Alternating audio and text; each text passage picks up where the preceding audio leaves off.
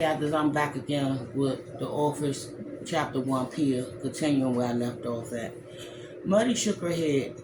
Now, Mia, I'm only getting old. Pia frowned. At 32, Muddy wasn't that old. Stay there, she said. I'll get the boys. Her mother sat back down and sighed. Thank you. Opening the door a crack, Pia peeked inside the bedroom. Maybe who I was crying with fall back to sleep.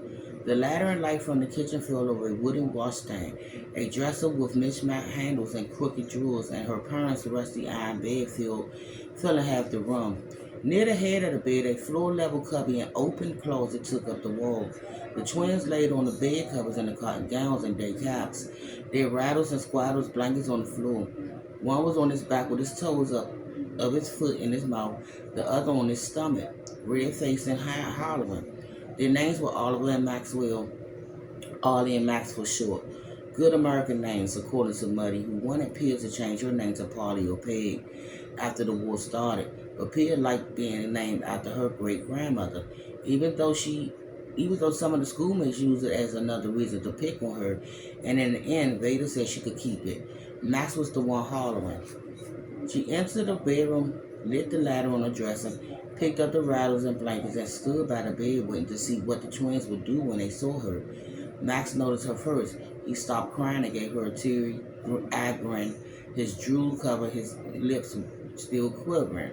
She wrapped one of the blankets around him, scooped him up, and sat on the edge of the bed, cradling him in one arm. He grabbed a handful of her hair, and Ollie cooled up at her from the bed, then sucked his toes back in his mouth. Then she remembered something that stiffened. What if she felt something strange when she held her brothers? What if her chest hurt or her lungs burned? Touching family had never troubled her before, but that was before the parade and the flu, before Murray Hatter and Tommy Costa. She took Max's tiny hands in hers, held her breath, and waited. To her relief, she felt nothing but the warm body against hers and the silky soft skin of the little fingers and palms. She exhaled her breath, shuddering her chest, and wiped the tears from her face. What's the matter, little one? She said in a soft, sing-song voice. Did you think we left you home and all alone? Don't you know we never do that? She kissed his forehead. Never, ever, ever. Max grinned up her again, bubbles of spit foaming between his lips. Unlike everyone, she could always tell her brothers apart. Even Vader joked about hanging numbers around their neck so that he would know who was who. Looking at their white blonde hair and cold blue eyes, Tracy and heard it from Muddy, it would be easy to get them confused. But Pia knew Max's face was the slightest bit thinner than Ollie's. His button nose a tad fatter on the end. His dimples were deeper too. She never forgot the day 4 months old when the twins were born. The tense minutes after Ollie's appearance when Muddy continued to groan and hold her still budging stomach. Vader sent Pia to get midshipments. But by the time she returned, a second baby had arrived. Much to everyone's surprise, midshipments holding a jar of lard to lubricate the parts of passage seems unfazed. I knew you were having more than one when you said that the kicking felt like the babies were wearing hobnail boots, she said proudly. While midshipments helped Muddy remove her soiled skirt and get cleaned up, Pia squatted the newborn twins and studied their tiny faces. Grateful and amazed the family had two brand new brothers from that day on. Telling them apart has been easy.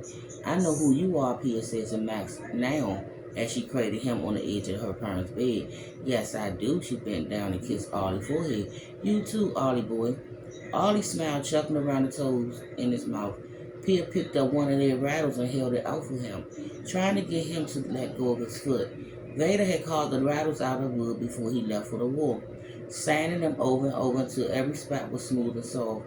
He used the twine thread through holes to hold 4 brass bills on each side and carved each boy's initials on the handles.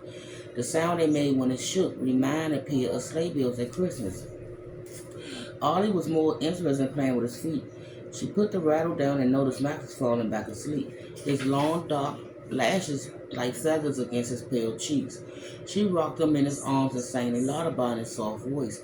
Ollie lay still and listened, then let go of his toes, put his thumb in his mouth, and gazed up at her with sleepy eyes. Within minutes, they were both napping again. She covered Ollie with the other blanket, then stood and carefully laid Max next to him. After waiting a few seconds to make sure they stayed asleep, she turned the knob on the oil ladder and a thick wick receded, reducing the flame. Then she tiptoed out of the room, giving them one last look before letting the door latch slip quietly back in place.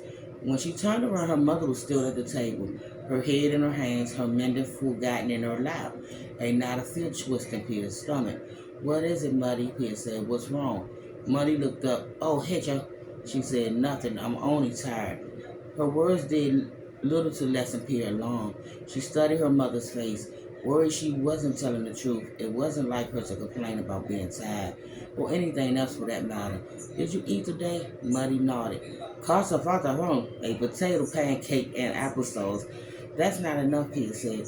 "Why don't you have something to eat and take a nap while the twins were asleep? I can work on the mending." To Peter's surprise, Muddy nodded, put the mending on the table, and stood, jaw. "I think I will lie down for a little bit." She bent over to Peter's bed, moved her school books to the floor, and got under the blanket. "The soup is almost finished," she said. "Be careful not to let it burn."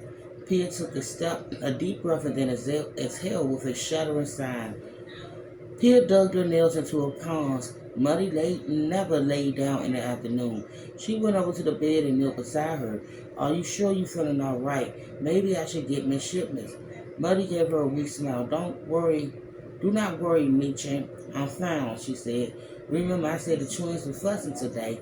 They were awake all night, too. I'm only tired from that." She closed her eyes, and Miss Summer is not here. And I will be back to continue.